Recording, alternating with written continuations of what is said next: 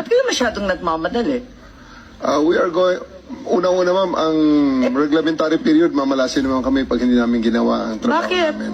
Anong reglementary period? Anong period yun?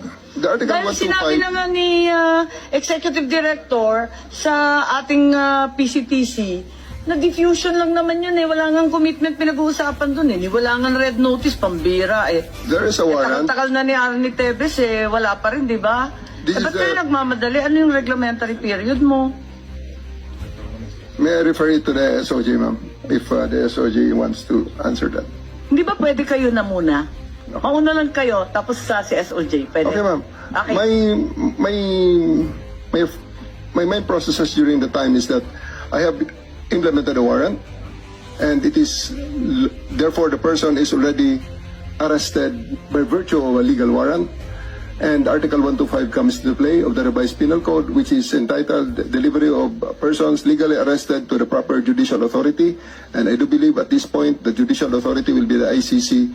Therefore, I have to abide with that Article 125 of the So revised inaamin mo warrantless arresto.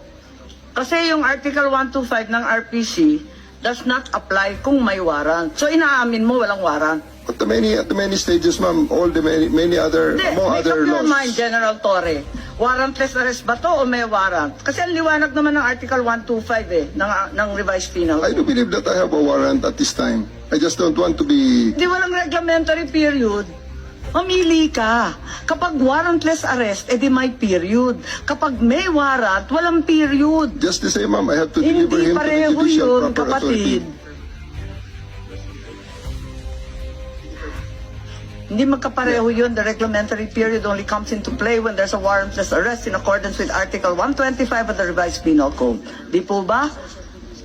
At saka may kinalaman yun sa delivery of the accused and arrested. Di po ba? And I'm being cautioned by the DOJ, ma'am, that it may be subjudice already to discuss that because of the habeas corpus pending in the Supreme Court, ma'am.